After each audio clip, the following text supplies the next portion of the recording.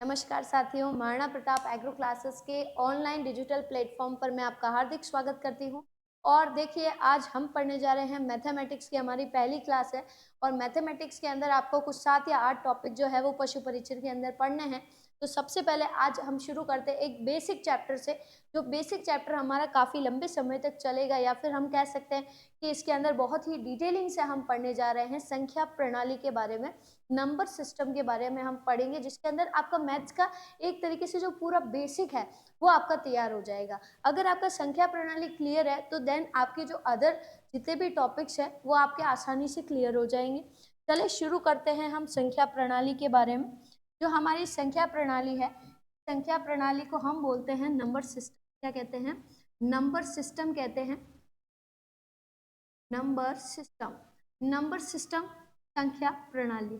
तो आपको भी ध्यान है कि जो हमारी मैथ्स है, सबसे पहले कि मैथ्स के अंदर जो हमारे अंक होते हैं, अंक, कुल अंक, जो बेसिक अंक है, जो वो कितने होते हैं? तो वो होते हैं 0, 1, 2, 3, 4, 5, 6, 7, 8 और ये 9।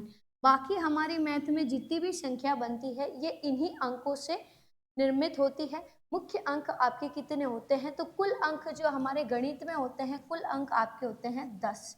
कुल अंक कितने होते हैं? 10 अंक होते हैं। और जब अंक आपस में जुड़ते हैं तो किसका निर्माण होता है? संख्याओं का निर्माण होता है। संख्याओं के बारे में हम डिटेल से डिस्कस कर रहे हैं, तो थोड़े से बिल्कुल बैठे मत रहिएगा, थोड़े से एक्टिव रहिएगा। आप एक्टिव रहोगे तो टीचर भी आपके एक्टिवेट रहेंगे। चलिए शुरू करते हैं। सबसे पहले हम बात करते हैं कि जो हमारी संख्या है, जो हमारी क्या है? संख्या है। इस संख्या को कितने प्रकार से वर्गीकृत किया गया है? इस संख्या को कितने प्रकार से वर्गीकृत किया गया है? तो जो संख्या के वर्गीकरण की बात आती है, तो हालांकि लोग 2 ही वर्गीकरण बताते हैं, लेकिन संख्या को कुल 3 भागों में वर्गीकृत किया गया है। जो आपकी पहली संख्या होती है, इस पहली संख्या को हम कहते हैं वास्तविक संख्या। क्या कहा जाता है? वास्तविक संख्या कहा जाता है। वास्तविक संख्या को हम कहते हैं रियल नंबर। क्या कहते हैं? रियल नंबर कहते हैं। दूसरी होती है हमारी काल्पनिक संख्या। दूसरी क्या होती है? काल्पनिक संख्या होती है। काल्पनिक संख्या जो है इसे हम कहते हैं इमेजिनरी नंबर। क्या कहते हैं? इमेजिनरी नंबर कहते हैं। और तीसरी हमारी एक और संख्या होती है जिसका क्लासिफिकेशन किया जाता है संख्याओं का, तब इसकी बात भी आती है। इसे कहा जाता है सम्मिश्र संख्या। क्या कहा जाता है? सम्मिश्र संख्या कहा जाता है। सम्मिश्र संख्या कॉम्प्लेक्स नंबर कहलाती है। क्या कहलाती है? कॉम्प्लेक्स नंबर कहलाती है। तो 3 प्रकार की हमारी संख्याएं होती हैं। अब मैं पहले आपको एक चार्ट के थ्रू बता दूं ताकि आपको ये पता चल जाए कि हमको पढ़ना कैसे है। सबसे पहले हम वास्तविक संख्याओं के बारे में पढ़ेंगे, रियल नंबर्स के बारे में पढ़ेंगे। जो हमारी वास्तविक संख्या है उसके अंदर कौन कौन सी कैटेगरी आती है। तो वास्तविक संख्याओं में कौन कौन सी संख्याएं आती हैं? तो सबसे पहले हम बात करें, सबसे पहली संख्या वास्तविक संख्या में आती है जिसे आप कहते हैं प्राकृत संख्या। क्या कहते हैं? प्राकृत संख्या कहते हैं नेचुरल नंबर्स। दूसरी हमारी जो संख्या आती है उसे कहते हैं पूर्ण संख्या, होल नंबर्स। तीसरी हमारी संख्या आती है जिसे हम कहते हैं पूर्णांक संख्या। पूर्णांक संख्या को हम कहते हैं इंटीजर नंबर। फिर चौथी संख्या जो आपकी पूछी जाती है पूर्णांक संख्या के बाद, पूर्णांक संख्या के बाद एक आती है हमारी सम संख्या। वे संख्याएं जो 2 से विभाजित हो, सम संख्या इवन नंबर्स कहलाती हैं। वे संख्याएं जो 2 से विभाजित नहीं होती हैं उन्हें विषम संख्या, ऑड नंबर्स कहते हैं। उसके बाद हमारी आती है छठे नंबर पे परिमेय संख्या। क्या? परिमेय संख्या। परिमेय संख्या को हम क्या कहते हैं? रैशनल नंबर कहते हैं। परिमेय संख्या के बाद में हमारी आती है अपरिमेय संख्या। अपरिमेय संख्या को हम क्या कहते हैं? इर्रेशनल नंबर कहते हैं। अपरिमेय संख्या के बाद में आप क्या पढ़ेंगे? आप पढ़ेंगे भाज्य संख्या। आप क्या पढ़ेंगे? भाज्य संख्या पढ़ेंगे। उसके बाद आप क्या पढ़ेंगे? उसके बाद आप पढ़ेंगे भाज्य संख्या के बाद अभाज्य संख्याएं। अभाज्य संख्याएं पढ़ेंगे, वे संख्याएं जो केवल खुद से ही विभाजित होती हैं, अभाज्य संख्याएं कहलाती हैं। है ना, प्राइम नंबर। के बाद आप और संख्याएं पढ़ेंगे जिसके अंतर्गत आपकी कौन सी आती हैं, एक आपकी संख्या आती है जिसे हम रामानुजन संख्या कहते हैं, जो पूरी की पूरी मैथ में खाली एक ही है, 1729 रामानुजन संख्या। रामानुजन संख्या के बाद, सॉरी, रामानुजन संख्या के बाद आप और कौन सी संख्या पढ़ेंगे, तो रामानुजन संख्या के बाद आप पढ़ेंगे एक सह अभाज्य संख्या, सह अभाज्य संख्या पढ़ेंगे, वो प्राइम नंबर्स। और सह अभाज्य संख्या के बाद नेक्स्ट आप पढ़ेंगे कौन सी, सह अभाज्य संख्या के बाद एक आती है अपेक्षित सह अभाज्य संख्या। हालांकि कहने को अगर आप गूगल पे या सर्च करेंगे तो ये दोनों ही संख्या जो है एक ही है, लेकिन अलग अलग होती है, ठीक है। इसे हम क्या कहेंगे, अपेक्षित अभाज्य संख्या ही कहेंगे। अपेक्षित अभाज्य संख्या के बाद एक और संख्या आती है जिसे हालांकि कहा तो पूर्ण संख्या ही है, लेकिन हम इसे कहते हैं परफेक्ट नंबर। क्या कहते हैं, परफेक्ट नंबर कहते हैं। तो ये आपकी कुल संख्याएं आपको पढ़नी है कितनी, 13। कितनी संख्याएं पढ़नी है, 13 संख्याएं आपको पढ़नी है वास्तविक संख्याओं के अंतर्गत। 13 संख्या पढ़ने के बाद हम पढ़ेंगे आगे जाके काल्पनिक संख्या क्या होती हैं, और उसके आगे पढ़ेंगे हम सम्मिश्र संख्या। ये आपका सिर्फ एक क्लास या अपन कह सकते हैं एक टॉपिक खत्म होगा, टॉपिक नंबर 1। हालांकि इस वाले टॉपिक में आपके बहुत सारे टॉपिक आएंगे, लेकिन इसमें हम सबसे पहला टॉपिक जो हमारा टॉपिक नंबर 1 होगा, ये क्या टॉपिक होगा, ये होगा इंट्रोडक्शन ऑफ नंबर। क्या होगा, इंट्रोडक्शन ऑफ नंबर होगा, टॉपिक नंबर फर्स्ट, जिसमें हम इन सारी संख्याओं के बारे में बहुत ही विस्तार से पढ़ेंगे कि कौन सी संख्या है, इसको क्यों ऐसा बोलते हैं, क्या कारण है, ये सभी इसके अंतर्गत पढ़ेंगे। तो सबसे पहले शुरू करते हैं हम प्राकृत संख्या, नेचुरल नंबर से, कि प्राकृत संख्याएं क्या होती है, प्राकृत संख्याएं क्या हो रही है। देखो पहले ही मैं आपको ट्रैक बता देती हूँ, हम संख्याओं के बारे में डिटेल से पढ़ेंगे, देन हम संख्याओं के गुणधर्मों के बारे में, उसमें संख्याओं के दशमलव प्रसार के बारे में, आगे हम अलग अलग टॉपिक पढ़ते जाएंगे। लेकिन सबसे पहले हमारा जो फर्स्ट टॉपिक है जो हम तैयार करेंगे इसके अंदर, वो कौन सा है, वो है इंट्रोडक्शन ऑफ ऑल नंबर्स। तो चले शुरू करते हैं। जो हम इंट्रोडक्शन की बात करते हैं तो सबसे पहली संख्या आती है क्या, सबसे पहले हमारी क्या संख्या आती है, सबसे पहली संख्या आती है, इसको हम कहते हैं प्राकृत संख्या। क्या कहते हैं, प्राकृत संख्या। सबसे पहली संख्या होती है प्राकृत संख्या, इसे हम कहते हैं नेचुरल नंबर, नेचुरल नंबर बोलते हैं। प्राकृत संख्याएं क्या होती है, तो आपको याद रखना है कि वे संख्याएं क्या, वे संख्याएं जो एक से शुरू होकर अनंत तक जाती हूँ, अनंत तक जाती हूँ, प्राकृत संख्याएं कहलाती हैं, प्राकृत संख्याएं कहलाती हैं। वे संख्याएं जो एक से शुरू होकर अनंत तक जाती हूँ, प्राकृत संख्याएं कहलाती हैं। क्या कहलाती है, प्राकृत संख्याएं कहलाती। कहाँ से शुरू होती है, एक से, तो आपकी संख्याएं क्या हुई, 1 2 3 4 5 6 7 8 और ये आगे चलती रही। अगर आपकी ऐसी संख्याएं हैं तो हम उन्हें क्या कहते हैं, हम उन्हें कहते हैं नेचुरल नंबर्स। क्या कहते हैं, नेचुरल नंबर्स कहते हैं। ये हमारी हो गई फर्स्ट संख्या, प्राकृत संख्याएं। पहली बात ध्यान रखिएगा, प्राकृत संख्याओं में दशमलव संख्या नहीं आती। मैं आपको ये बता देती हूँ कौन कौन सी नहीं आती है, क्योंकि बच्चे कंफ्यूज होते थे। सबसे पहले याद रखना, डेसिमल नंबर इसमें नहीं आते, दशमलव संख्या इसके अंदर काउंट नहीं आएगी। दूसरा, इरेशनल नंबर जो संख्या है p/q के रूप में, जैसे 2/3 है, तो ये भी इसके अंदर नहीं आएगी। तीसरा, अगर हम बात करें कोई रूट वाली संख्या है, जैसे √2 √3 11, तो ऐसी संख्याएं भी इसके अंदर काउंट नहीं होती। चौथी, अगर हम बात करें कि जितनी भी माइनस वाली संख्या है, जैसे -2 -4 -101, तो माइनस वाली संख्याएं भी इसमें नहीं आती। क्लियर है मेरी बात, मैंने क्या बोला आपको, मैंने कहा है वे संख्याएं जो एक से शुरू होती है अनंत तक जाती है। तो आपकी प्राकृत संख्या शुरू होगी 1 2 3 4 5 6 7 8 9 10 11 12 13 14 आगे तक चलती रहेगी, लेकिन माइनस में नहीं जाएगी, दशमलव में नहीं जाएगी, पी बाय क्यू के रूप में भिन्न रूप में नहीं पाई जाएगी, रूट के रूप में नहीं पाई जाएगी और माइनस के अंदर भी नहीं पाई जाएगी। क्लियर है मेरी बात? ये ध्यान रखिएगा आप, इसमें आपका गड़बड़ नहीं होना चाहिए। अब इसी आधार पे मैं आपको एक क्वेश्चन बताती हूँ। आपका क्वेश्चन क्या है? आपका क्वेश्चन है कि अगर मानो कि आपके पास दो संख्याएं हैं, ठीक है, आपके पास कितनी संख्याएं हैं? दो। मैं एक क्वेश्चन लिख रही हूँ। क्वेश्चन मेरा है कि यदि पी व क्यू दो प्राकृत संख्याएं हैं, थियोरेटिकल क्वेश्चन भी कभी कभार पूछ लिया जाता है, तो थोड़ा सा आप इसका भी ध्यान रखें कि आपको सभी करना है, अपन को बिल्कुल नहीं छोड़ना है। काफी ऐसे भी हैं जो आपको ये कहेंगे कि मैथ्स बहुत ही इजी आने वाली है, लेकिन देखिए क्योंकि क्या है कि पशु परिचर का जो फॉर्म है ये लगभग सभी लोग भरने वाले हैं। जो रीट की तैयारी कर रहे हैं वो प्रैक्टिस के लिए भर देंगे, जो पटवारी के लिए कर रहे हैं वो भी एक प्रैक्टिस कर सकते, ठीक है। Normal Rajasthan police constable CET की कोई तैयारी कर रहा है तो वो बच्चा भी इसका फॉर्म भरेगा। तो लगभग जो गांवों में बैठे हैं और जिन्होंने अभी तक कंपटीशन में एंटर नहीं किया है वो बच्चे भी इसके अंदर पार्टिसिपेट करने वाले हैं। तो कंपटीशन तगड़ा होने वाला है। जब कंपटीशन तगड़ा होने वाला होता है तो हमारा जो पेपर है वो लेंदी ही आएगा।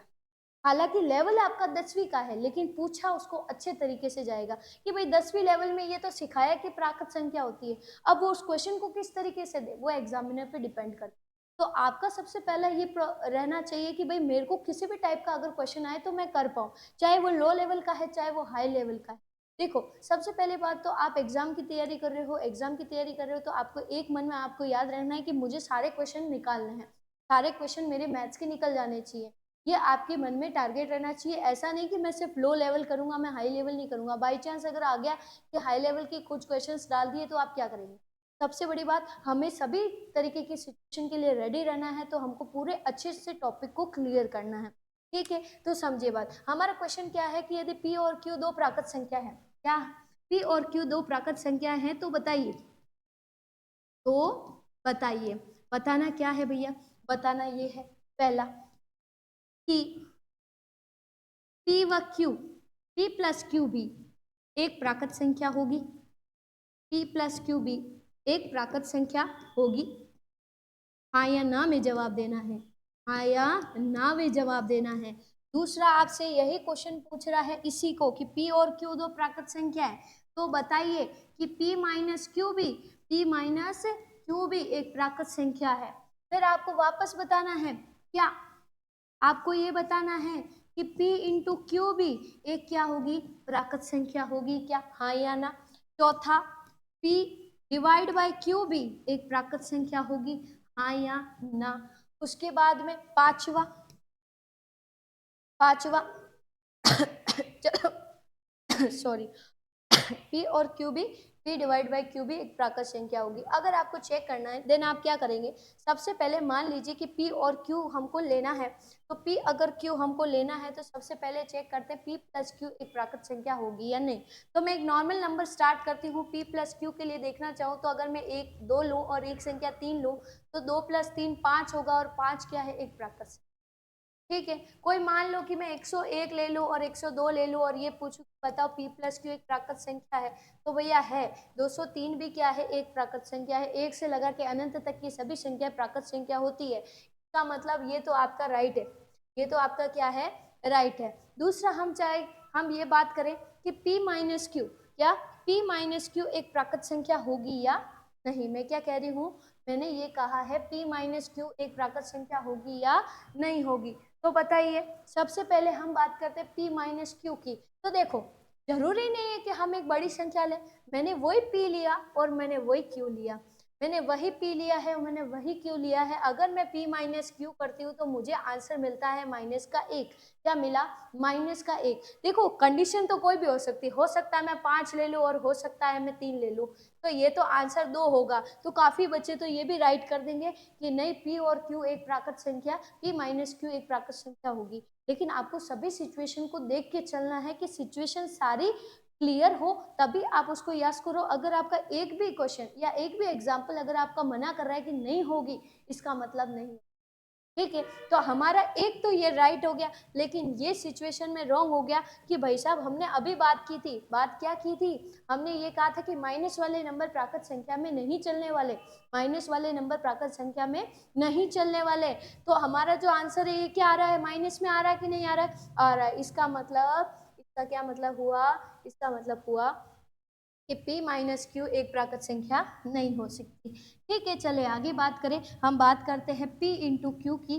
तो p इंटू क्यू की बात करें तो 2 ले लिया और 3 ले लिया, तो 2 तिया हो गया 6, 2 तिया क्या हो गया 6 हो गया, है ना। तो 25 इंटू 3 ले लिया 45, 45 भी क्या है, एक प्राकृत संख्या है, 45 भी क्या है, एक प्राकृत संख्या है। ठीक है, तो अगर ये भी एक प्राकृत संख्या है तो हमारा आंसर ये हो जाएगा कि गुणा करने पर हमें एक प्राकृत संख्या प्राप्त होगी, क्योंकि दो संख्याओं का गुणा करोगे तो उससे एक बड़ी संख्या ही प्राप्त होगी, माइनस में तो जाने वाली नहीं है। इस वजह से p इंटू क्यू भी एक प्राकृत संख्या होगी। चले हम बात करें p डिवाइड बाई क्यू की। तो अगर हम p डिवाइड बाई क्यू करें तो जैसे हमने 2 डिवाइड बाई 3 कर दिया, 2 डिवाइड बाई 3 किया तो पहली बात ये भिन्न में आ गई। अगर आप इसका डिवाइड भी कर लेते हैं, अगर आप डिवाइड भी करेंगे तो आपकी क्या हो जाएगा, पॉइंट में आंसर चला जाएगा। किस में चला जाएगा, पॉइंट में आंसर चला जाएगा, और आपका कुछ इस तरीके से आएगा 0.66।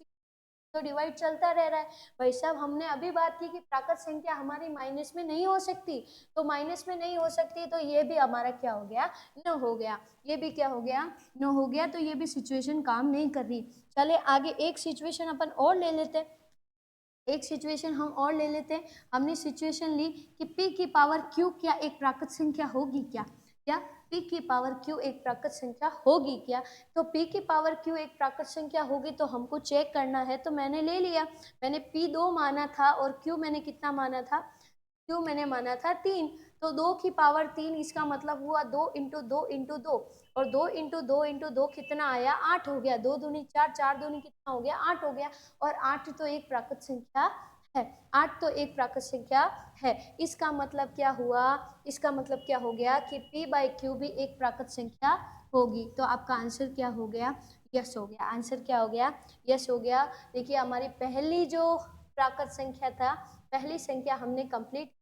पहली संख्या हमने क्या कंप्लीट की कि वे संख्याएं जो एक से शुरू होती है और अनंत तक जाती है क्या कहलाती है, प्राकृत संख्या कहलाती है। और उसमें हमने थोड़े से इसके सिचुएशंस पे ध्यान लिया कि ये वाला पॉसिबल है या नहीं। तो पहली चीज क्लियर, प्राकृत संख्या हमारे हो चुकी है कंप्लीट। चले आगे बात करें हम दूसरी क्वांटम क्या, दूसरी संख्या की हम बात करें।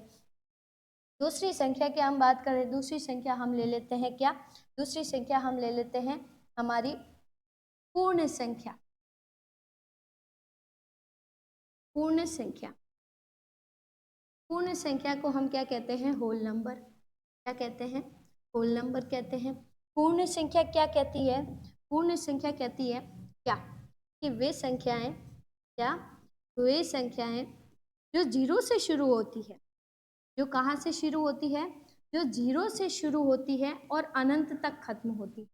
जो जीरो से शुरू होती है वह अनंत तक खत्म होती है, अनंत तक जाती है, अनंत तक जाती है, क्या कहलाती है, जीरो से शुरू होकर अनंत तक जाती है, क्या कहलाती है, बोलो क्या कहलाती है, पूर्ण संख्या कहलाती है, होल नंबर कहलाती है।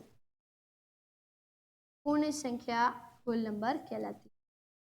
ठीक है, इसका मतलब क्या हुआ, इसका मतलब ये हुआ, ज़्यादा तो हम नहीं करेंगे बकवास, लेकिन हम बात करेंगे कि पूर्ण संख्या क्या है। तो पूर्ण संख्या वह संख्या है कि प्राकृत संख्या जितनी भी है, प्राकृत संख्या एक से शुरू होती है और पूर्ण संख्या जीरो से शुरू होती है। तो अगर हम प्राकृत संख्या के अंदर शून्य जोड़ दें तो हमारे पास में शून्य को भी हम अगर काउंट कर ले तो ये क्या आ जाएगी, शून्य को भी अगर हम काउंट कर ले तो हमें क्या मिलेगी, एक पूर्ण संख्या प्राप्त हो जाएगी। पूर्ण संख्या क्या हो जाएगी, प्राप्त हो जाएगी। तो अगर हम बात करें पूर्ण संख्या की, बात किसकी करें, पूर्ण संख्या की बात करें, तो पूर्ण संख्या जीरो से शुरू होती है और एक पे खत्म हो जाती है। किससे शुरू होती है, जीरो से शुरू होती है और एक पर अनंत पर जाकर क्या हो जाती है, खत्म हो जाती है। ये हमारी क्या कहलाएगी, पूर्ण संख्याएं कहलाएगी। क्या कहलाएगी, पूर्ण संख्याएं कहलाती है। ठीक है, अब इसके अंदर भी कौन कौन से केसेस है वो चल सकते हैं, कौन कौन से केसेस है एक बार आप ट्राई करना कि पूर्ण संख्याओं में आपने, जैसे अभी हमने बात किया कि p और q दो पूर्ण संख्याएं हैं, तो p प्लस क्यू ट्राई करना, p माइनस क्यू ट्राई करना। एक बार चलो देख लेते हैं, अपन बात कर लेते हैं कि p और q दो संख्याएं हैं, तो अपन ट्राई मारते हैं। चले, पूरा थ्योरी में तो नहीं लिख रहे हैं, एक बार लिख लेते हैं p प्लस क्यू। तो p प्लस क्यू तो पूर्ण संख्या होगी। जैसे मान लिया कि 1 और 2 जोड़ा तो 3 आया, और 3 हमारी क्या है, एक पूर्ण संख्या है। 3 हमारी क्या है, एक पूर्ण संख्या होगी। दूसरी बात करें कि अगर हम कोशिश करें कि p माइनस क्यू, तो p माइनस क्यू मैंने लिया, एक में से 2 को माइनस करूंगी तो माइनस का 1 आएगा। माइनस का नंबर तो पूर्ण संख्या में भी नहीं होता, प्राकृत संख्या में भी माइनस का नंबर नहीं होता, पूर्ण में भी माइनस का नंबर नहीं होता। इसका मतलब ये क्या हो जाएगा, 9 हो जाएगा। फिर हम आगे बात करें कि क्या p इंटू क्यू जो है ये पॉसिबल है, तो हमने 1 का 2 से गुणा किया 2 आया, 1 का 3 से गुणा किया 3 आया, 3 को 2 से गुणा किया 6 आया। तो सभी संख्याएं पूर्ण संख्या आ रही है, इसका मतलब ये भी यस है। क्या, ये भी यस है। फिर अगर हम बात करें p डिवाइड बाई क्यू चलेगा क्या, p डिवाइड बाई क्यू चलेगा क्या, तो p डिवाइड बाई क्यू कैसे चलेगा, देखो अगर 2/3 किया तो ये तो किस में चला जाएगा, पॉइंट के अंदर चला जाएगा, 0 पॉइंट आ जाएगा समथिंग, तो ये भी नहीं चलेगा, तो ये पॉसिबल नहीं है। लेकिन हाँ, अगर आप p को अगर आप 0 माने और q को अगर आप 3 माने, तो 0 अगर ऊपर हो तो उसकी ऑल पावर कितनी, ऑल ओवर आंसर कितना होता है, 0 होता है। तो ये केस तो पॉसिबल है, लेकिन दूसरे केस पॉसिबल है, ये जरूरी नहीं है। इस वजह से आपका ये क्या हो जाएगा, नो हो जाएगा। क्या हो जाएगा, नो हो जाएगा। फिर हम बात करें कि क्या बताएं कि p की पावर q, क्या ये पॉसिबल है, तो p की पावर q लेके चल जाते हैं भाई, 1 की पावर 2 लेके चल जाते हैं, पॉसिबल है, 1 इंटू 1, हाँ आंसर 1 आएगा, पॉसिबल। 1 की पावर 0 लेके चले तो किसी की भी पावर 0 होती है, तो आंसर कितना आता है, 1, तो 1 भी पॉसिबल है। अगर हम बात करें कि 0 की पावर हम कुछ ले ले तो फाइनल आंसर क्या आएगा, 0 आएगा, तो ये भी पॉसिबल है।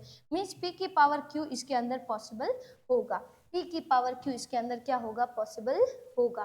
तो ये सारी सिचुएशन जो है, ये पूर्ण संख्या के केस की अगर हम बात करें तो ये पूर्ण संख्या के अंदर होगी। तो ये हमारी 2 कंप्लीट। चलिए थर्ड स्टार्ट करते हैं। थर्ड हमारी कौन सी संख्या है, तो थर्ड हमारी संख्या है जिसे हम कहते हैं पूर्णांक संख्या। क्या कहते हैं, पूर्णांक संख्या कहते हैं। क्या कहेंगे हम, पूर्णांक संख्या। पूर्णांक संख्या हमारा होता है इंटीजर नंबर। क्या होता है, इंटीजर नंबर होता है। पूर्णांक संख्या क्या कहती है, वे संख्याएं जो माइनस से शुरू होकर या माइनस अनंत से शुरू होकर प्लस अनंत तक चलती हैं। माइनस अनंत से प्लस अनंत तक, minus infinity two plus infinity तक चलती हो, तो उसे हम क्या कहेंगे, उसे हम कहेंगे पूर्णांक संख्या। क्या कहेंगे, पूर्णांक संख्या कहेंगे। बीच में हो गया आपके पास, इधर आ गया जैसे 1, -1, -2, -3, -4, dash dash dash dash dash, बीच में हो गया 0, +1, +2, +3, +4, +5, +6 और ये डैश। तो माइनस से लगाकर प्लस अनंत तक की जो संख्याएं होती हैं, इन्हें हम क्या कहते हैं, इन्हें हम कहते हैं पूर्णांक संख्या, इंटीजर नंबर। क्या कहते हैं, पूर्णांक संख्या, इंटीजर नंबर कहेंगे। अब हम बात करें पूर्णांक संख्या में क्या क्या नहीं चलेगा, बताओ। माइनस वाले नंबर चलेंगे क्या, चलेंगे। प्लस वाले नंबर चलेंगे क्या, चलेंगे। क्या डिवाइड वाले नंबर चलेंगे क्या, नहीं चलेंगे।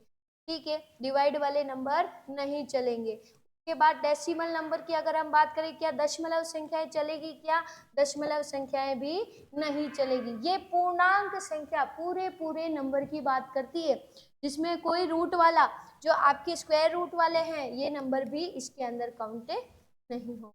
ठीक है, तो आपको याद रखना है, ओनली माइनस वाली संख्याएं, ओनली प्लस वाली संख्याएं, जिसके अंदर डिवाइड वाली भिन्न संख्याएं, दशमलव संख्याओं की बात करें, आप रूट वाली संख्याओं की बात करें, तो ये सभी इसके अंदर नहीं होने चाहिए। क्लियर है बात, ये थोड़ा सा आप इसको ध्यान रखिएगा। चले अब पूर्ण संख्या के केस में या पूर्णांक संख्या के केस में अपन देख ले सॉरी, पूर्णांक संख्या के केस में देखते हैं। हम लिखते हैं, यदि क्वेश्चन लिखा, यदि a व b दो पूर्णांक संख्याएं हैं, यदि a व b दो पूर्णांक संख्याएं हैं, तो यदि a व b दो पूर्णांक संख्याएं हैं, तो बताइए। तो बताइए, आपको बताना है। आप क्या क्या बताएंगे, वही केसेस हम सारे के सारे चालू करेंगे। कौन से, ए प्लस बी होगी या नहीं, ए माइनस बी होगी या नहीं, ए इंटू बी होगी या नहीं। तो बताइए, ए प्लस बी एक पूर्णांक संख्या होगी, ए प्लस बी एक पूर्णांक संख्या होगी। दूसरा, ए माइनस बी एक पूर्णांक संख्या होगी, ए माइनस बी एक पूर्णांक संख्या होगी। थर्ड, ए इंटू बी, ए इंटू बी एक पूर्णांक संख्या होगी, ए इंटू बी एक पूर्णांक संख्या होगी। चौथा, ए डिवाइड बाय बी, हम सभी संख्याओं को लेके चल रहे हैं, ए डिवाइड बाय बी एक पूर्णांक संख्या होगी, ए डिवाइड बाय बी एक पूर्णांक संख्या होगी। और एक और लास्ट, ए की पावर भी लेके चल जाते हैं कि ए की पावर बी एक पूर्णांक संख्या होगी, ए की पावर पी एक पूर्णांक संख्या होगी। तो चलिए जल्दी से शुरू हो जाइए, कॉपी पेन अपने साथ में रखना और मुझे बताइए। आपको मैं 2 मिनट का टाइम देती हूँ, मैं रुक जाती हूँ, आप अपना आंसर निकालिए कि क्या ए प्लस बी एक पूर्णांक होगी, ए माइनस बी एक पूर्णांक होगी, ए इंटू बी एक पूर्णांक होगी, ए डिवाइड बाय बी एक पूर्णांक होगी, और ए बाय ए की पावर बी एक पूर्णांक होगी या नहीं। जल्दी से शुरू हो जाइए और मुझे बताइए कि क्या इसका आंसर आएगा।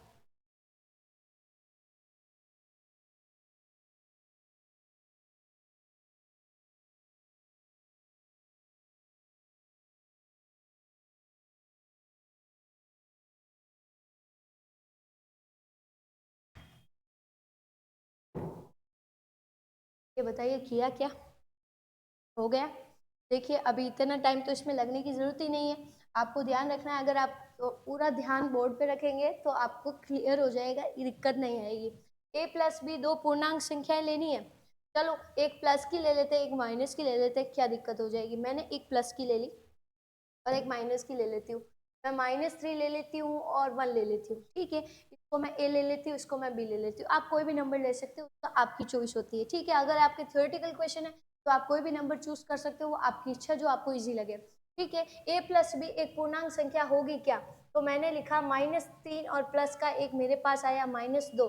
क्या -2 एक पूर्णांक संख्या है, तो मैंने लिख लिया यस। दूसरा, ए माइनस बी एक पूर्णांक संख्या होगी क्या, तो -3 -1 माइनस माइनस प्लस होता है, साइन माइनस का होता है, माइनस का 4, 13 माइनस का 4, ये भी एक पूर्णांक संख्या होती है, मेरा हो गया यस, ठीक है। ए इंटू बी एक पूर्णांक संख्या होगी क्या, तो -3 इंटू 1 कितना आ जाएगा, माइनस का 3, तो ये भी एक क्या होगी, पूर्णांक संख्या होगी, -3 इज है, पॉसिबल है। पर आप बात करें A divide by B, A divide by B की बात करेंगे तो हम बात करें कि इसकी, देखिए इस केस में तो चल जाएगा, -3/1 तो -3 आ जाएगा। लेकिन आप दूसरे केसेस को उठाइए, जैसे अगर हम बात कर लें कि हमारे यहाँ पे ये लिया -4 और प्लस का 5, तो अब इस संख्या का, तो ये तो रैशनल नंबर में आ गई, ये परिमेय संख्या में आ गई, भिन्न रूप में आ गई, और भिन्न रूप में तो आपकी पूर्णांक संख्या होती नहीं है। भिन्न रूप का आंसर आएगा दशमलव में, किसमें आएगा इसका आंसर, दशमलव में आएगा, दशमलव में आएगा, 0 पॉइंट कितना आ जाएगा, 8 आ जाएगा। तो 0.8 तो एक पूर्णांक संख्या नहीं है, इसका मतलब इसका आंसर क्या हो जाएगा, नो हो जाएगा। एक भी केस नो हुआ, इसका मतलब फाइनल आंसर आपका क्या हो जाएगा, नो हो जाएगा। ए की पावर बी की आप बात करें, क्या ये पूर्णांक संख्या होगी। देखिए बहुत सारे केसेस चलेंगे इसके अंदर, जैसे मैंने 2 की पावर 3 ले ली तो मेरा आंसर आएगा 8, एक पूर्ण संख्या है। मैंने लिया -2 की पावर, मैंने ले ली 4, इसका मतलब -2 इंटू -2 इंटू -2 इंटू -2, 2 टू ज़ा 4, 4 टू ज़ा 8, 8 टू ज़ा 16, ये हो गया 16, minus into minus plus, plus into minus minus, minus into plus minus, कितना हो गया प्लस, प्लस का 16। हाँ ये भी आंसर राइट है, ये भी हो सकता है। लेकिन अगर मैं यहाँ पर एक केस लेके ये चलूँ, क्या मैंने ले लिया कि -3 की पावर, मैंने ये ले लिया कि 2 की पावर मैंने ले लिया -3, 2 की पावर मैंने ले लिया -3, क्या ये पॉसिबल है, पॉसिबल क्यों नहीं है कि ए मैंने लिया 2 और बी मैंने ले लिया कितना, -3। बताओ नहीं ले सकती हूँ क्या, लिख सकती हूँ, संख्या रेखा पर मौजूद है, मैंने लिख लिया। अगर मैं इसको लिखती हूँ तो ये हो जाएगा 1/2, 1/2 का क्या हो जाएगा, क्यूब हो जाएगा। 1/2 का क्यूब कितना हो जाएगा, 2 2 4 4 2 8, 1/8 आएगा। और इसका जो भी आंसर आएगा वो आपको डेसिमल में मिलेगा। किस में मिलेगा, डेसिमल में मिलेगा। तो ये सिचुएशन यहाँ पे वर्क नहीं करती। एक सिचुएशन और है, वो सिचुएशन क्या है कि जीरो, यहाँ पे जीरो की पावर अगर मैं जीरो करूँ तो क्या आंसर क्या आता है, तो इसका तो नॉट डिफाइन हो गया, क्योंकि जीरो मैं ले सकती हूँ, पूर्णांक संख्या है एक, तो जीरो की पावर जीरो कभी भी ये डिफाइन ही नहीं है। जीरो की पावर जीरो कभी भी जीरो नहीं होता, ये डिफाइन नहीं है। आप ऐसे बोलेंगे नॉट डिफाइन, क्या बोलेंगे, नॉट डिफाइन बोलेंगे। तो जीरो की पावर कभी भी जीरो डिफाइन नहीं होती। तो ये आपका हो गया क्या, ये आपका कंप्लीट हुआ। कौन सी संख्या, पूर्णांक संख्या। तो अगर हम बात करें कि फाइनल आंसर हमारा क्या होना चाहिए, देन अगर हम बोले किसके लिए बोलना चाह रहे हैं, हम बोलना चाह रहे हैं किसके लिए, कि ए की पावर बी के लिए, तो आपका इसका भी आंसर 9 और इसका भी आंसर क्या हो जाएगा, 9 हो जाएगा। हमारी पूर्णांक संख्या जो है ये कंप्लीट हो चुकी है। ठीक है, हमने 3 संख्याएं कंप्लीट की। हमने सबसे पहले प्राकृत संख्या पढ़ी 1 से अनंत, पूर्ण संख्या पढ़ी 0 से अनंत, हमने पूर्णांक संख्या पढ़ी -इंफिनिटी टू +इंफिनिटी। अब हम पढ़ने जा रहे हैं, हमने और नेक्स्ट देखो क्या लिखी थी, हमने लिखी होगी शायद मेरे हिसाब से सम या विषम। क्या लिखी है एक बार चेक कर लेते हैं, सीक्वेंस वाइज चलते हैं, ठीक रहेगा, है ना। नोट्स भी एकदम क्लियर बनेंगे। थर्ड मैंने क्या लिखी है, सम और विषम। फोर्थ सम और विषम संख्याएं हमने लिखी है।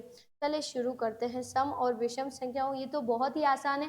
देखिए क्या है, कोई कोई विद्यार्थी ये भी होगा कि सम और विषम संख्या कौन पढ़ाता है, लेकिन देखो क्या है, सिलेबस में है, सभी तरीके के बच्चे होते हैं, किसी किसी को नहीं भी पता, है ना। तो हमको तो सभी स्टूडेंट्स को देख के चलना है। तो अगर आपको पता है देन इट्स गुड, और अगर नहीं पता है तो देख लीजिए। ठीक है, चलिए शुरू करें। हम बात करते हैं आगे किसकी, सम संख्याओं की।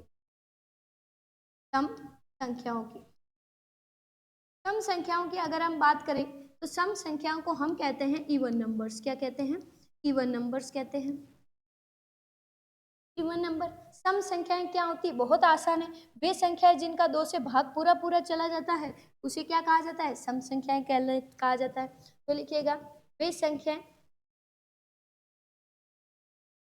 जो 2 से पूर्ण विभाजित हो, वे संख्याएं जो 2 से पूर्ण विभाजित हो, पूरा पूरा भाग जा रहा है, तो उसे आप क्या कहेंगे, उसे सम संख्या कहते हैं,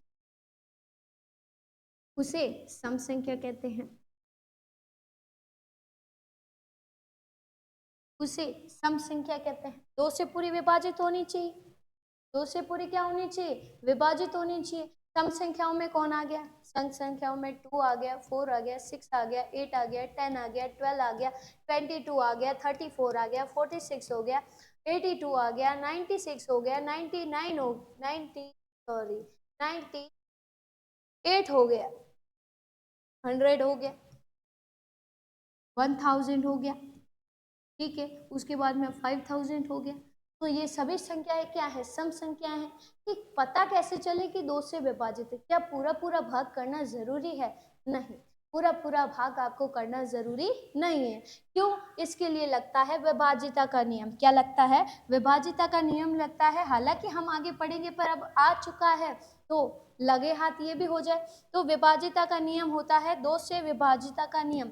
2 से विभाजिता कब चेक करेंगे, अगर आपको चेक करना है, देखो ये नॉर्मल नंबर है तो आप डिवाइड भी कर सकते हो, लेकिन मैंने दे दिया 2 3 4 5 6 7 8 9 0, मैंने आपको दिया 5 3 9 8 2 6, मैंने आपको दे दिया 3 4 2 3 4 2 9 8 9 5 8 कर।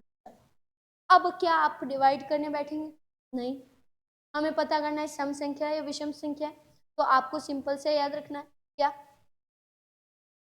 सम संख्याएं क्या, जो 2 से क्या हो, विभाजित हो। तो आपको याद रखना है, अगर पीछे कभी 0 आए या फिर आपकी कोई क्या आए, सम संख्या आए, जैसे कि आपको 2 मिल गया, 4 मिल गया, 6 मिल गया, 8 मिल गया, ऐसा अगर आपको कोई नंबर मिल जाए तो वो आपका क्या है, वो एक सम संख्या है। जैसे कि हमारे इसके पीछे क्या आ गया, 6 आ गया, सम संख्या है। इसके पीछे 0 आ गया, सम संख्या है। शून्य भी आपको याद रखना है, अगर पीछे 0 आए तो वो किस में चला जाएगा, शून्य, सम संख्या में। के पीछे 8 देखो, 8 एक सम संख्या है। मान लो यहाँ पे 8 नहीं होता और पिछला नंबर देखा 9 है, 9 सम संख्या नहीं है, हट गया, तो ये 2 से विभाजित नहीं होगी। डायरेक्ट आपको पता चल जाएगा सम संख्या है या विषम संख्या है। चलो 2 से भाग नहीं जाता या 2 से पूरा पूरा भाग जाता है तो उसे क्या कहा जाता है, सम संख्या कहा जाता है। बाकी मैंने शॉर्टकट में बता दिया, पीछे 0 हो या फिर 2 4 6 8 दिख जाए तो वो आपकी क्या है, सम संख्या है, वो आपकी क्या हो जाएगी, सम संख्या हो जाएगी। चले आगे बात करें, सम संख्या हो गई, हम बात करें अब विषम संख्याओं की। हम बात कर लेते हैं अब विषम संख्याओं की। विषम संख्याओं की, विषम संख्या, विषम संख्याओं को हम क्या कहते हैं, ऑड नंबर्स। क्या कहते हैं, ऑड नंबर्स कहते हैं। विषम संख्याओं को हम क्या कहते हैं, हम कहते हैं ऑड नंबर्स। तो जो 2 से विभाजित नहीं होती वो सारी की सारी क्या है, विषम संख्याएं। तो आप क्या लिखेंगे, आप लिखेंगे वे संख्याएं, वे संख्याएं जो 2 से पूर्ण विभाजित नहीं होती, वे संख्याएं जो 2 से पूर्ण विभाजित नहीं होती हैं, विषम संख्याएं कहलाती हैं।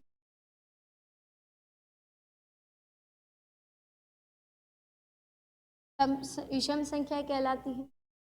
या फिर आप चाहें तो आप ये भी लिख सकते हैं कि जो सम संख्या नहीं है वो विषम संख्या है। जैसे कि हमने बात की 2 4 6 8 ले लिया, 3 सम संख्या नहीं है तो विषम हो गई, 5 सम संख्या नहीं है तो विषम हो गई, 7 सम संख्या नहीं है तो विषम हो गई, 9 सम संख्या नहीं है तो विषम हो गई, 11 सम संख्या नहीं है तो क्या हो गई, विषम संख्या हो गई। तो जो सम संख्याएं नहीं होती, जो सम संख्याएं नहीं होती वह हमारी क्या होती है, विषम संख्याएं होती हैं। क्या होती हैं, विषम संख्याएं होती।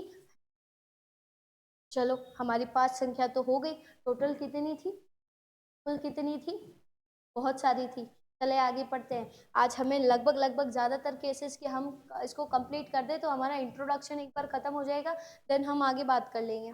चले शुरू करें। अब नेक्स्ट हम बात करते हैं परिमेय संख्या। ये आपका थोड़ा अच्छा टॉपिक है ना। परिमेय संख्या के बारे में हम अच्छे से डिस्कस भी कर सकते हैं, परिमेय संख्या क्या है, क्या है, क्या नहीं है। देन इसे हम कहते हैं रैशनल नंबर। क्या कहते हैं, रैशनल नंबर कहते हैं। क्या कहेंगे हम, rational number.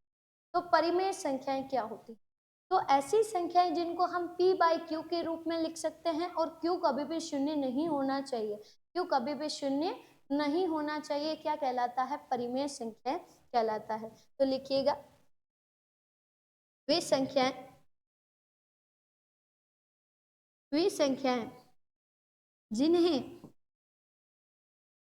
p by Q के रूप में, p बाई क्यू के रूप में लिखा जा सकता हो, लिखा जा सकता हो, किंतु किंतु क्यों कभी भी, किंतु क्यों कभी भी शून्य नहीं होना चाहिए, किंतु क्यों कभी भी शून्य नहीं होना चाहिए। p शून्य हो सकता है, क्यों कभी भी शून्य नहीं होना चाहिए, p कभी भी शून्य नहीं होना चाहिए। तो ऐसी संख्या को हम क्या कहेंगे, हम कहेंगे परिमेय संख्या। p बाई क्यू के रूप में लिख सकते हो, जहाँ पे p और q आपके क्या होंगे, p और q आपके क्या होंगे, आपके पूर्णांक संख्याएं होंगी। यहाँ पे आपको याद रखना है कि q को, इसको q को आप कभी भी शून्य नहीं होना चाहिए। अगर आप इन दोनों पे दोनों ही सिचुएशन को फॉलो करते हो देन उन संख्याओं को हम क्या कहते हैं, परिमेय संख्या। जैसे कि एग्जांपल, हम 2/3 लिखें, 11/16 लिखें, 15/18 लिखें, 18 नहीं आएगा, 25/36 लिखें। हम माइनस भी ले सकते हैं, 11/12 लिख सकते हैं, माइनस के अंदर भी जा सकते हैं। माइनस का उन्होंने नहीं कहा कि माइनस नहीं होनी चाहिए, तो माइनस तो क्या है, हो सकती है, माइनस क्या है, हो सकती है, तो ये हो सकती है। तो इन सभी संख्याओं को हम क्या कहते हैं, परिमेय संख्या कहते हैं। ये तो हो गया हमारा पहला पॉइंट, ये तो हो गया क्या, पहला पॉइंट हो गया। दूसरा पॉइंट क्या कहलाता है, तो दूसरा पॉइंट हमारा कहता है कि वे संख्याएं जिनका दशमलव प्रसार क्या हो, शांत हो या क्या हो, समान आवृत्ति का हो। तो यहाँ पर आपको थोड़ा सा ध्यान रखना है। ध्यान क्या रखना है? वे संख्याएं जिनका दशमलव प्रसार, क्योंकि देखो ये तो भिन्न संख्या है, अगर आप डिवाइड करोगे तो डेसिमल नंबर मिलता है, एक दशमलव संख्या मिलती है, पॉइंट वाली डिजिट मिलती है। अगर आप डिवाइड कर रहे हो तो कभी कभी ऐसा डिवाइड होता है जो तो थोड़े में खत्म हो जाता है, कभी कभी ऐसा होता है जो खत्म होने का नाम ही नहीं लेता। तो दोनों की बात कर लेते हैं। तो वे संख्याएं जिनका दशमलव प्रसार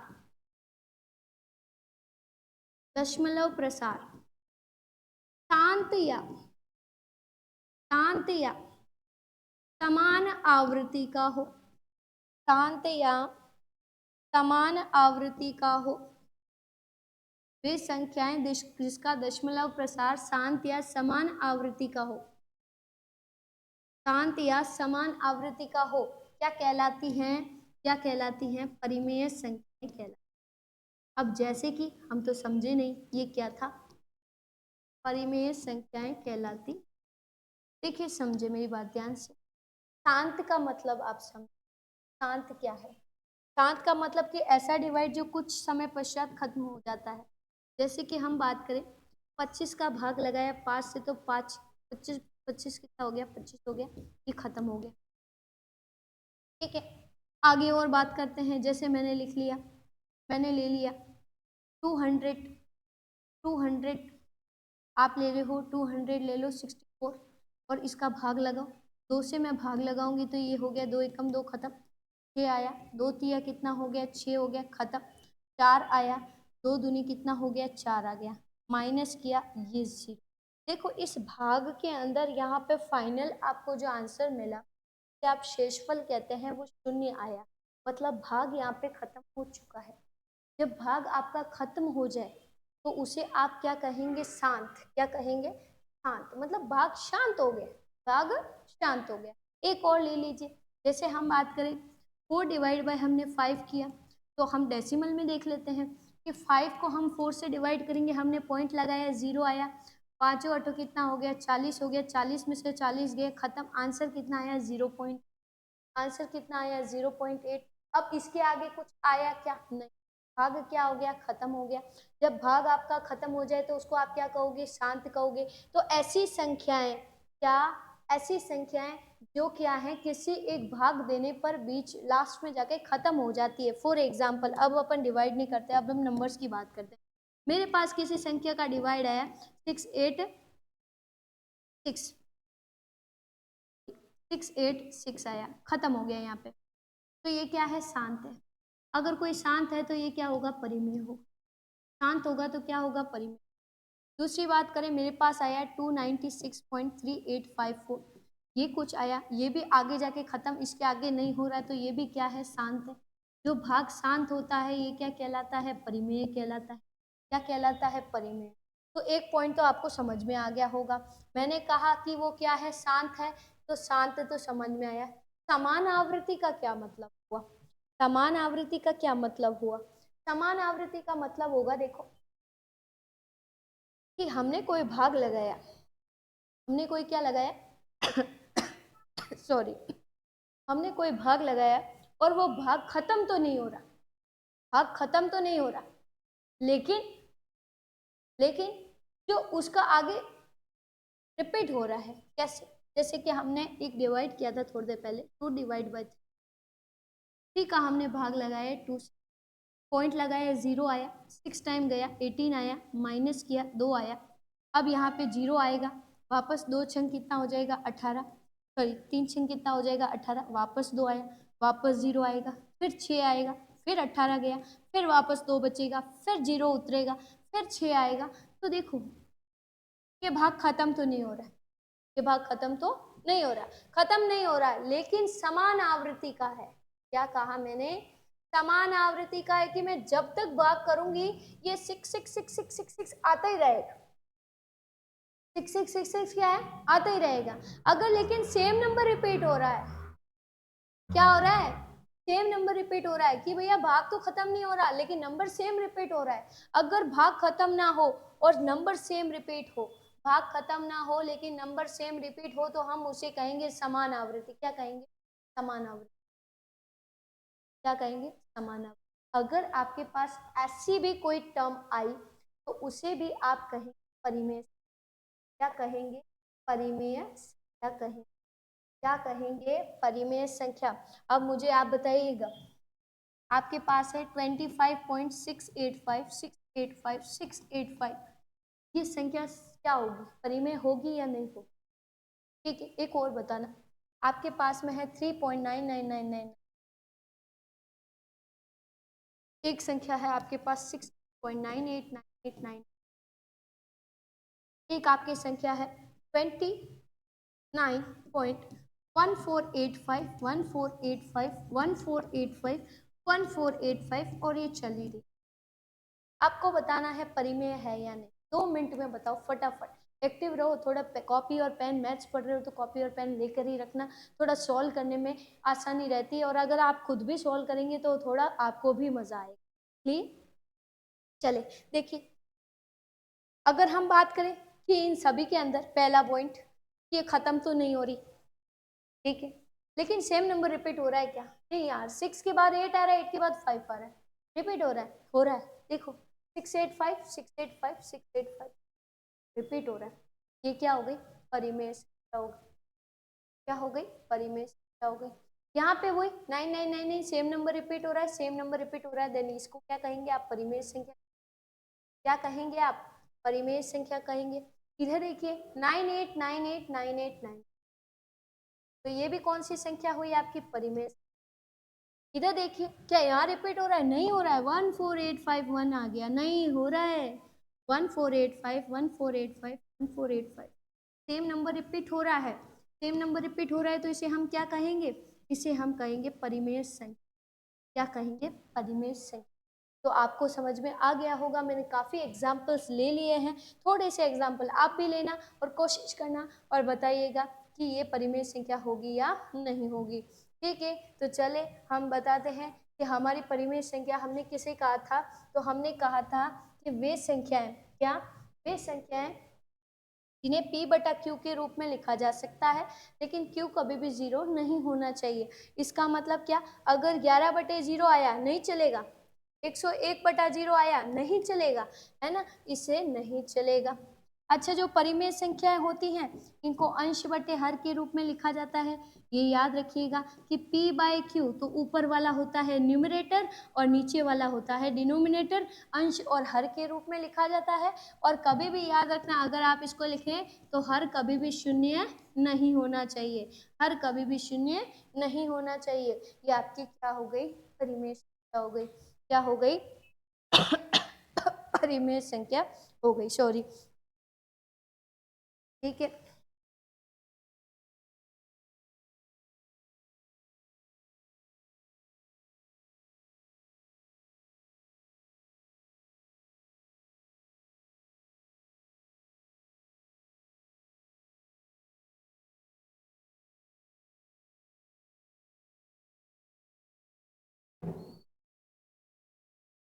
चले परिमेय संख्या क्लियर। एक और संख्या पढ़ लेते हैं अपने, ताकि हमारा टाइम कंप्लीट भी हो जाए। थोड़ा सा बच रहा है, 10-15 मिनट में आपकी अपरिमेय संख्या खत्म हो जाएगी। तो चले लिखते हैं, हेडिंग डालिएगा अपरिमेय संख्या। अपरिमेय अपरिमेय संख्या। अपरिमेय संख्या को हम कहते हैं irrational, irrational number, sorry, irrational number. देखिए अपरिमेय संख्याएं क्या होती है, आप लिखेंगे वे संख्याएं जो परिमेय ना हो, वे संख्याएं जो परिमेय ना हो क्या कहलाएगी? अपरिमेय संख्या। परिमेय संख्या का जस्ट ऑपोजिट कर देते हैं अपन तो अपरिमेय संख्या होगी, है ना, जिनको हम p/q के रूप में नहीं लिख सकते, अपरिमेय संख्या हो गई। क्लियर? दूसरा पॉइंट उसके अंदर ये था कि वे संख्याएं जो क्या हैं?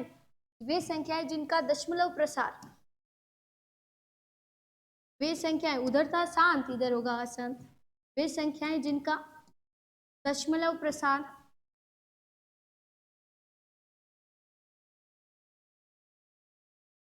अशांत, अशांत व अनावृत्ति हो, अनावर्ती हो। अनावर्ती का मतलब है रिपीट नहीं हो रहा। उसमें अपना था कि अगर डिवाइड चलता रह रहा है तो सेम नंबर रिपीट हो रहा है बार बार, चाहे वो एक सिंगल हो, चाहे डबल डबल में रिपीट हो रहा है, चाहे ट्रिपल में हो रहा है, चाहे चार चार के उसके अंदर ग्रुप के अंदर हो रहा है लेकिन रिपीट हो रहा है। इसमें ऐसा नहीं है, इसमें रिपीट नहीं होगा। तो वो संख्या क्या कहलाएगी? तो वो संख्या कहलाएगी आपकी क्या? अपरिमेय संख्या कहलाएगी। तो अनावर्ती, अशांत व अनावर्ती हो तो ऐसी संख्याओं को, तो ऐसी संख्याओं को अपरिमेय संख्या कहा जाता है। ऐसी संख्याओं को अपरिमेय संख्या, अपरिमेय संख्या कहा जाता है। तो ऐसी संख्याओं को अपरिमेय संख्या कहलाता है। ठीक है, जैसे कि हमारे पास में है √2, 1 जैसे √2 हो गई, √3 हो गई, रूट में आपका कोई भी नंबर हो गया, ये ज़्यादातर हमेशा क्या होता है? अपरिमेय संख्या। ठीक है, अपरिमेय संख्या में आपको एक चीज़ ध्यान रखनी है, जैसे कि कई बच्चे होते हैं कि भाई रूट की संख्या है तो वो अपरिमेय हो गई, लेकिन कभी कभी कंप्लीट रूट भी होते हैं। फॉर एग्जांपल रूट का 4 आंसर 2 देता है, 2 आपकी अपरिमेय संख्या नहीं है ना। आपके पास में जैसे आया √25 तो इसका 5 होता है। √625 हो गया तो ये 25 एक पूर्ण संख्या दे रहा है। तो ये संख्याएं कभी भी आपकी क्या है? अपरिमेय संख्याएं नहीं होगी। क्या नहीं होगी? अपरिमेय संख्या नहीं होगी। कंप्लीट स्क्वायर रूट हो तो वह संख्या अपरिमेय नहीं होती है। ठीक है, उसके बाद में आप देखिएगा, जैसे कि हम √2 क्यों लिया? क्या हम √2 को 1 नहीं लिख सकते? क्या लिख सकते हैं, ये p/q। लेकिन p/q, p एक पूर्णांक संख्या होना चाहिए भैया, ये √2 एक पूर्णांक नहीं। एक चीज, दूसरी चीज हम बात करें कि √2 की जो मान होता है ये कितना होता है? 1.4148 समथिंग समथिंग ऐसा कोई नंबर होता है, जिसमें देखेंगे अगर आप कि जब डिवाइड हुआ तो किसी संख्या का रिपीटेशन नहीं हुआ है। डिवाइड तो हुआ है लेकिन कोई संख्या का रिपीटेशन नहीं हुआ, ये चलता है, चल रहा है, चल रहा है, चल रहा है, चल रहा है। तो ये संख्या आपकी क्या है? तो ये संख्या आपकी परिमेय संख्या तो नहीं होने वाली, डेफिनेटली ये आपकी क्या है? अपरिमेय संख्या है। चले आगे बात करें, ये हो गया √2 का केस। अब मुझे आप बताइएगा कि कुछ संख्या परिमेय है या नहीं। चलिए एक चीज और देख लेते हैं कि अगर आपका परिमेय संख्याओं का, हाँ आप मुझे बताइएगा, आपके पास है √2 का स्क्वायर और मैं पूछ रही हूँ कि ये परिमेय है या नहीं। दूसरा मैंने पूछा √2 का √2 की पावर √2 ऐसा दे दिया, तो ये है या नहीं है? ठीक है, और बात करते हैं, हम ले लेते हैं, आपके पास में है 0.65876529 डैश डैश डैश, ये कौन सी संख्या है? हमने लिया 206587 कंप्लीट, कौन सी संख्या है? हमने लिया 5654.3291856, ये क्या है? कौन सी संख्या है? चलिए हम इसमें पहचान कर रहे हैं कौन सी संख्या है। चले शुरू करते हैं।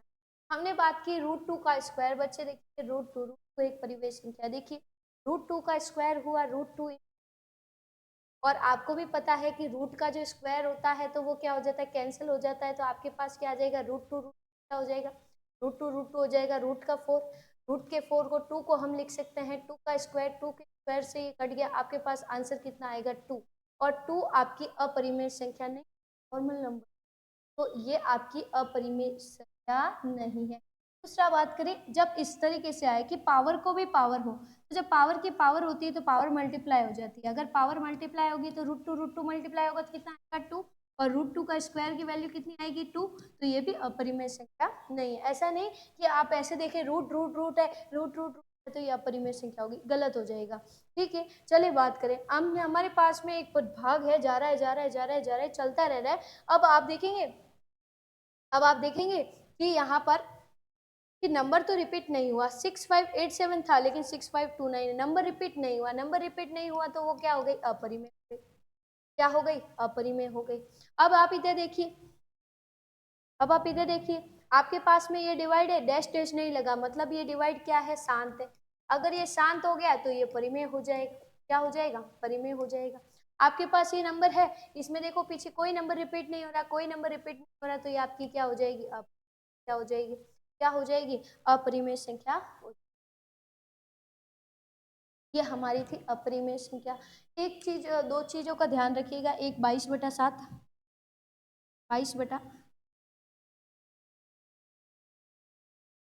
22/7